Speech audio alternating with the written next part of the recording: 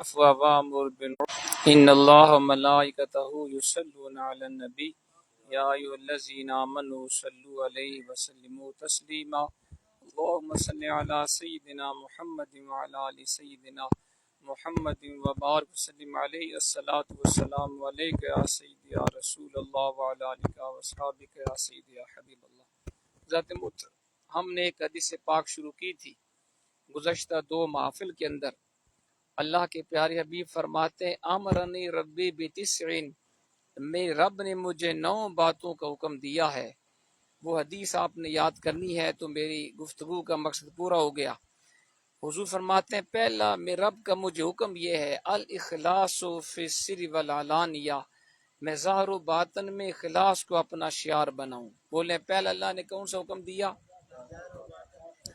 اس کی وضاحت ہم نے کر لی۔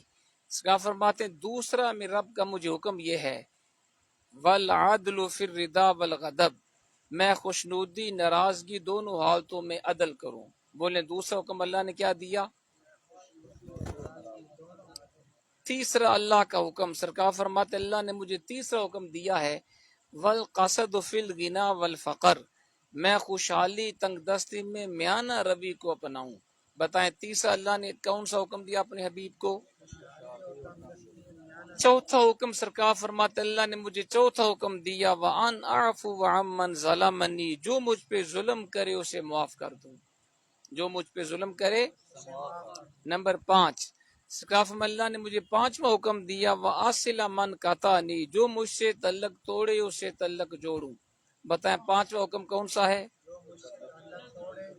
نمبر 6 سرکار فرماتے اللہ نے مجھے 6واں حکم دیا وَأُعْطِيَ مَنْ حَرَمَنِي، جو مجھے محروم کرے اسے عطا کروں۔ بتائیں 6واں حکم اللہ نے کیا دیا؟ نمبر 7 سرکار فرماتے اللہ نے مجھے 7واں حکم دیا وَإِنْ يَكُونَ نُطْقِي ذِكْرًا، میری زبان کھلے تو اللہ کا ذکر کرے۔ بتائیں 7واں حکم اللہ نے کون سا دیا اپنے حبیب کو؟ نمبر 8 سرکار فرماتے اللہ نے مجھے 8واں حکم دیا وَسَمْتِ فِكْرًا، خاموشی میں رب کی نشانیوں میں غور و فکر کروں۔ بولیں 8واں حکم کون سا ہے؟ نمبر 9 وَنَظْرِ عِبْرَةً، میرے دیکھنے میں عبرت پذیری ہو۔ بتائیں جی 9واں حکم کون سا ہے؟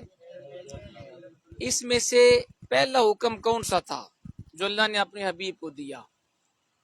الاخلاص فی السر والعلانیہ، ظاہر و باطن میں اخلاص کو اپنا شعار بناؤ، اس کی ہم نے تشریح کر لی۔ دوسرا حکم کون سا تھا؟ والعدل فی الرضا والغضب، خوشنودی ناراضگی میں عدل کرو، اس کی بھی تشریح ہو گئی۔ تیسرا حکم کیا تھا؟ والقصد فی الغنا والفقر، خوشحالی تنگ دستی میں میانہ روی کو اپناؤ، اس کی بھی وضاحت ہم نے کر دی۔ چوتھا حکم کون سا تھا؟ وَأَنْ أَعْفُوَ عَمَّنْ ظَلَمَنِي، جو مجھ پہ ظلم کرے اسے معاف کروں۔ اب اس کی تھوڑی وضاحت سن لیں۔ اللہ کریم نے چوتھا حکم اپنے حبیب کو دیا، حضور نے فرمایا اللہ نے مجھے چوتھا حکم دیا جو مجھ پہ ظلم کرے اسے معاف کر دوں۔ کتنا پیارا ہے جی حکم، کہ ہم نے بھی کبھی ظالم کو معاف کیا؟ کوئی بندہ ہمارے اوپر ظلم کرے، ہمیں تکلیف دی، ہم نے بھی کبھی اس سے درگزر کی، اس کو معاف کیا؟ نہیں کرتے ہم معاف، ہم تو اینٹ کا جواب پتھر سے دیتے ہیں۔ لیکن سرکار کی سیرت کیا ہے کہ جس نے حضور کی ذات پہ ظلم کیا آپ نے سب کو معاف کر دیا۔ آپ پڑھیں نا حضور کی سیرت، اعلان نبوت کے بعد رسول پاک علیہ السلام 13 سال مکہ مکرمہ میں رہے۔ یہ بڑا مشکل دور تھا، حضور کے اوپر ظلم و ستم کی انتہا کی گئی، صحابہ کرام کے اوپر بھی ظلم و ستم کے پہاڑ توڑے گئے، حضور کے راستے میں کانٹے بچھائے گئے، حالت نماز میں اونٹ کی اوجڑیاں پھینکی گئیں، حضور کے مبارک گلے میں رسی ڈال کے اسے کھینچا گیا، حضور طائف کے بازاروں میں حضور کے مبارک پاؤں لہو لہان کیے گئے، حضور کے قتل کے منصوبے بنائے گئے، حضور کو جادوگر کہا گیا، شاعر کہا گیا، کاہن کہا گیا، گالیاں دی گئیں، اوجڑیاں پھینکی گئیں۔ کون سا ظلم تھا جو حضور پہ نہ ہوا؟ کون سی زیادتی ہے جو حضور کے صحابہ پہ نہ ہوئی؟ اب کیا ہوا؟ ہجرت کے 8 سال بعد اللہ نے اپنے حبیب کو فتح دی، فتح مکہ ہوا۔ اب کفار و مشرکین ڈر رہے تھے، سب کو اپنے ظلم یاد تھے۔ حضور کے ساتھ 10,000 صحابہ کی فوج تھی، جب آپ مکہ مکرمہ میں داخل ہو گئی۔ اب ہر کافر ڈر رہا ہے، پتہ نہیں کیا کرے، ہم نے تو بڑے ظلم کیے۔ اللہ کے حبیب جب خانے کعبے کے اندر تشریف لائے تو حضور نے جب خطاب کیا، دل درنے کو جگہ نہ تھی، پورا حرم کعبہ بھرا ہوا تھا لوگوں سے۔ سرکار فرمایا ماذا تقولون انی فاعل بکم، اے قریش مکہ تم کیا کہتے ہو، جانتے ہو میں تمہارے ساتھ کیسا سلوک کرنے والا ہوں۔ سب نے کہا انتا کریم وابن اخین کریم، انتا خون کریم وابن اخین کریم، حضور آپ کریم شخص ہیں، کریم بھائی ہیں، کریم شخص کے بیٹے ہیں، ہمیں آپ سے معافی کی امید ہے، ہمیں آپ سے معافی کی امید ہے، ہمیں آپ سے ظلم کی یا بدلے کی امید نہیں ہے۔ تو سرکار نے کیا فرمایا؟ فرمایا آج میں تم سے وہی بات کروں گا جو میرے بھائی یوسف علیہ السلام نے تخت مصر پر بیٹھ کر اپنے بھائیوں سے کی تھی۔ وہ بھائی جنہوں نے یوسف کو کنویں میں پھینکا، وہ بھائی جنہوں نے یوسف کو تھپڑ مارے، وہ بھائی جنہوں نے یوسف کو بیچا۔ جب اللہ نے حضرت یوسف علیہ السلام کو عزیز مصر کے منصب پہ فائز کیا اور وہ 11-10 آپ کے بھائی غربت سے تنگ آ کے جب آپ کے پاس کھڑے تھے اور جب پہچان لیا یہ یوسف ہے جس کے اوپر ہم نے ظلم کیے، زیادتیاں کی، تو سب ڈر رہے تھے۔ حضرت یوسف نے فرمایا تھا کہ لا تثریب علیکم اليوم، آج تم سے کوئی مواخذہ نہیں، کوئی باز پرس نہیں، یغفر اللہ لکم وہو ارحم الراحمین، اللہ تمہیں بخشے، وہ سب سے بڑا رحم کرنے والا ہے۔ سرکار مدینہ نے بھی فتح مکہ کے موقع پہ یہی آیت پڑھی، جاؤ قریش مکہ، آج تم سے کوئی باز پرس نہیں ہوگی، تم سے بدلہ نہیں لیا جائے گا، اذهبوا وانتم طلقاء، جاؤ محمد مصطفیٰ نے سب کو معاف کر دیا۔ یہ حضور کی سیرت ہے، یہ حضور کا اخلاق ہے، میں جاؤ میں نے سب کو معاف کر دیا۔ ذات محترم پوری دنیا میں آپ کو ایسی مثال نہیں ملے گی کہ وہ ذات جس کے اوپر 13 سال ظلم کے پہاڑ ڈھائے جائیں، جس کے اوپر ظلم و ستم کی انتہا کر دی جائے، جب اسے اللہ اقتدار دے، فتح دے، وہ اس طرح معافی کا اعلان کرے۔ آج یورپ ہیومن رائٹس کی بات کرتا ہے، یورپ والے کہتے ہیں کہ ہم نے انسانوں کو بڑے حقوق دیے، تم سے تو بڑا دہشت گرد کوئی نہیں۔ ہمیں پتہ نہیں ہوتا نا، آپ پڑھے، ان کی اپنی بک ہے انسائکلوپیڈیا، آپ برطانیہ کا انگلش میں ہے، میں نے وہ میں نے پیرا پڑھا ہے اور میرے پاس آج بھی وہ محفوظ ہے۔ ان کی اپنے مستشرقین لکھنے والے کہتے ہیں پہلی جنگ عظیم میں جب ہیروشیما ناگاساکی پر امریکہ نے ایٹم بم برسائے تھے، ایک جنگ میں کتنی جانیں ضائع ہوئی، خود ان کے اپنے مستشرق نے لکھا ہے، رائٹر بھی ان کا ہے، بک بھی ان کی ہے۔ وہ کہتا ہے اس ایک جنگ میں 3.5 کروڑ سے 6 کروڑ جانیں ضائع ہو گئی۔ کتنی؟ 3.5 کروڑ سے 6 کروڑ جانیں ضائع ہوئی ایک جنگ میں۔ ارے تم کروڑوں جانیں ضائع کرو پھر بھی تم مہذب رہو، تم شریف رہو، اور سرکار مدینہ علیہ السلام اپنے خون کے پیاسوں کو معاف کر دیں، پھر بھی تم ان کو دہشت گرد کہو۔ یہ دوگلا پالیسی ہے، یہ منافقت ہے، یہ بات درست نہیں ہے۔ ذات محترم حضور کی ساری حیات طیبہ میں جو اعلان نبوت کا 23 سالہ دور ہے، اس میں جتنی جنگیں ہوئیں، دونوں طرف کے اگر آپ حضرات گنیں، کفار جو ان جنگوں میں مارے گئے، جو مسلمان شہید ہوئے، سب کو آپ اگر جمع کریں 1012 لوگ بنتے ہیں۔ کتنے؟ صرف 1012 حضور کی ساری حیات زاری میں، اور تمہاری ایک جنگ میں 3.5 کروڑ سے 6 کروڑ۔ اب کوئی پوچھے نا ان سے، بلکہ آپ مجھے بتائیں نا انصاف سے، دہشت گرد کون ہے؟ یورپ والے ہیں یا ہم ہیں؟ یہ بدبخت ہیں یا حضور ہیں؟ یہ دہشت گرد ہیں، ان سے بڑا دہشت گرد کوئی نہیں۔ یہ تو ہم نے یہ جو واقعہ لکھا ہم نے دیکھا نہیں، لیکن افغانستان کے اندر 9/11 کا بہانہ بنا کے جو امریکہ نے جو ہزاروں افغانیوں کو شہید کیا، یہ ہم نے دیکھا ہوا ہے۔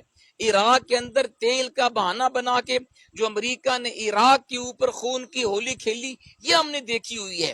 آج اسرائیل امریکہ کے ساتھ مل کر جو اس نے غزہ کو کھنڈرات کا ڈھیر بنایا، یہ ہم نے اپنی آنکھوں سے دیکھا ہے۔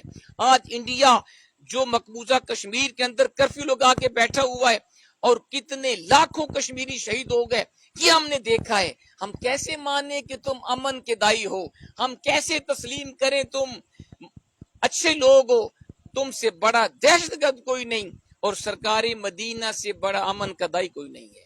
ذات محترم سرکار فرماتے ہیں اللہ نے مجھے چوتھا حکم دیا وان اعفو عمن ظلمنی، جو مجھ پہ ظلم کرے اسے معاف کر دوں. ہمیں بھی یہی پیغام ملتا ہے، جو ہمارے اوپر ظلم کرے، ہمارا رشتہ دار ہو، ہمارا بھائی ہو، ہمارا ہمسایہ ہو، ہمارا دوست ہو، کوئی مسلمان بھی اگر ہمارے اوپر ظلم زیادتی کرے، ہمیں بھی یہی تعلیم ہے، ہم اللہ کی رضا کے لیے اسے معاف کرتے ہیں. یہ حضور نے چوتھی بات ذکر کی. سرکار فرماتے اللہ نے مجھے پانچواں حکم یہ دیا ہے وان اصل من کاتانی، جو مجھ سے تعلق توڑے اسے تعلق جوڑو. کتنا پیارا ہے جو حکم سرکار کا. یہ اللہ اپنے حبیب کو فرما رہے کہ جو مجھ سے تعلق توڑے تعلق جوڑوں، جو مجھ سے قطع رحمی کرے اسے صلہ رحمی کروں. آج کیا ہم بھی قطع تلقی کرنے والے سے صلہ رحمی کرتے ہیں؟ کیا ہم بھی تعلق توڑنے والے سے تعلق جوڑتے ہیں؟ ہم تو اینٹ کا جواب پتھر سے دیتے ہیں. اگر کوئی ذرا ہم سے بات نہ کرے ہم اس کو دیکھنا ہی گوارا نہیں کرتے. ہم تو ذرا سی بات کے اوپر بائیکاٹ کر لیتے ہیں، مرنا جینا ختم. چھوٹی سی بات ہوتی ہے کہتے ہیں. یہ اسلام کی تعلیم نہیں ہے. صحیح مسلم کے اندر سرکار مدینہ فرماتے ہیں لا یحل لمسلم ان یہجر اخاه فوق ثلاث لیال او کما قال. فرماتے ہیں کسی مسلمان کے لیے جائز نہیں ہے کہ وہ 3 دن یا اس سے زیادہ اپنے بھائی سے ناراض رہے. کسی مسلمان کے لیے جائز نہیں ہے کہ وہ 3 دن سے زیادہ اپنے بھائی سے ناراض رہے. فرمایا وہ دونوں آپس میں ملے، بائی چانس آمنے سامنے ہو جائیں، ایک اپنا چہرہ ادھر کر لے دوسرا اپنا چہرہ ادھر کر لے، اللہ کو دونوں پسند نہیں. حضور فرماتے ہیں وَخَيْرُهُمَا يَبْدَأُ بِالسَّلَامِ، ان دونوں میں سے جو پہلے سلام کر کے صلح کر لے رب کو وہ پسند ہے. جو پہلے سلام کر کے صلح کرے رب کو وہ پسند ہے. آج ہماری ناراضگیاں ساری زندگی ختم نہیں ہوتی، ہم ذرا سی بات کے اوپر بائیکاٹ کر لیتے ہیں. آج آپ دیکھیں نا ہر گھر کے اندر ناراضگیاں ہیں، لڑائی جھگڑے ہیں. سگا بھائی سگے بھائی کا دشمن ہے، بہن بھائی سے نہیں بولتی، بھائی بہن سے نہیں بولتا، اولاد والدین سے نہیں بولتی، والدین اولاد سے نہیں بولتے، رشتہ دار سے ناراض ہے، ہمسایہ ہمسائے سے ناراض ہے. ارے یہ اسلام کی تعلیم نہیں ہے، یہ میلاد والے آقا کی تعلیم نہیں. آپ جیسے حضور کا میلاد مناتے ہیں، حضور کی سیرت کو بھی ہم سب کو اپنانا چاہیے. حضور فرماتے ہیں اور یہ بھی حضور کا فرمان ہے لا يدخل جنت قطات کما قال. اس کا فرمایا قطع تلقی کرنے والا جنت میں داخل نہیں ہوگا. قطع تلقی کرنے والا، رشتہ داروں سے بائیکاٹ کرنے والا، ہمسایوں سے ناراض رہنے والا، دوستوں سے دور رہنے والا، وہ جنت میں داخل نہیں ہوگا. یہ اسلام کی تعلیم ہے. سرکار فرماتے اللہ نے مجھے 5واں حکم دیا وان اسلم من قطعنی، جو مجھ سے تعلق توڑے اسے تعلق جوڑوں. یہ اللہ نے 5واں اور نمبر 6 سن لیں. چھٹا حکم اللہ نے اپنے حبیب کو دیا. سرکار فرماتے اللہ نے مجھے چھٹا حکم دیا وَعُطِيَ مَنْ حَرَمَنِي، جو مجھے محروم کرے اس کو عطا کروں. جو مجھے، کتنا پیارا حکم. مثلا مجھے کسی شے کی ضرورت ہے، آپ کے پاس وہ شے ہے، آپ میری ضرورت پوری کر سکتے ہیں لیکن آپ نے کی نہیں. اب کل کو آپ کو شے کی ضرورت پڑی جو میرے پاس ہے، تو اسلام کا حکم کیا ہے میں آپ کو عطا کروں. جس نے مجھے محروم کیا اس کو دوں. کہ ہم نے بھی کبھی محروم کرنے والے کو دیا ہے؟ سوچیں جی. حضور کے پاس ایک بندہ آیا، یا سن میں فلاں کے گھر گیا تھا مہمان، اس نے میری مہمان نوازی نہیں کی، نہ مجھے کھانا کھلایا نہ مجھے پانی پلایا. سرکار یہ فرمائیں اگر وہ میرے گھر میں آئے میں اس کے ساتھ کیسا سلوک کروں؟ یہ حضور سے پوچھا گیا. میں آپ سے پوچھتا ہوں اگر ہم کسی کے گھر جائیں وہ ہماری مہمان نوازی نہ کرے، سیدھے منہ بات ہی نہ کرے، نہ بٹھائے، نہ کھانا پوچھے نہ پانی، اگر وہ ہمارے پاس آ جائے ہمارا سلوک کیا ہوگا جی؟ بتائیں جی. ہم اسے گھر میں داخل ہونے دیں گے؟ ہم تو دروازہ بند کر لیں گے، گیٹ آؤٹ، چلے جاؤ، گھر میں نہیں آنا. میں تمہارے پاس گیا تم نے بٹھایا ہی نہیں، تم نے سیدھی منہ بات ہی نہیں کی، میرے گھر کیوں آئے ہو؟ ہم تو اسے گلی سے ہی واپس بھیج دیں گے. لیکن سرکار نے کیا فرمایا؟ فرمایا اگر وہ بندہ آپ کے پاس آ جائے جس کے پاس آپ گئے تھے، اس نے آپ کی آؤ بھگت نے کی، مہمان نوازی نے کی، نہ کھانا کھلایا نہ پانی، اگر وہ تیرے پاس آ جائے تم اسے کھانا کھلاؤ پانی پلاؤ۔ کہا حضور کیسے؟ میں یہی میرے رب کا مجھے حکم ہے، وَأُعْطِيَ مَنْ حَرَمَنِي، جو مجھے محروم کرے اس کو عطا کروں۔ جب تم اپنے محروم کرنے والوں کو دو گے وہ خود شرمسار ہو جائے گا، تمہیں کہنے کی حاجت نہیں، وہ خود اپنی اصلاح کر لے گا، میں کتنا بدبخت تھا، یہ کتنا اچھا انسان ہے، آئندہ وہ ساری زندگی آپ کا احسان مند رہے گا۔ ذات محترم، یہ وہ چھٹا حکم ہے جو اللہ نے اپنے حبیب کو دیا، حضور نے ہمیں دیا۔ اس لیے انشاءاللہ ابھی 3 باتیں باقی ہیں، انشاءاللہ کل ہمارا جو پروگرام ہوگا اس میں یہ آگے 3 باتیں اور بیان ہوں گی۔ دعا فرمائیں اللہ ہمیں عمل کی توفیق عطا فرمائے۔ وما علینا الا البلاغ۔ کھڑے ہو جائیں۔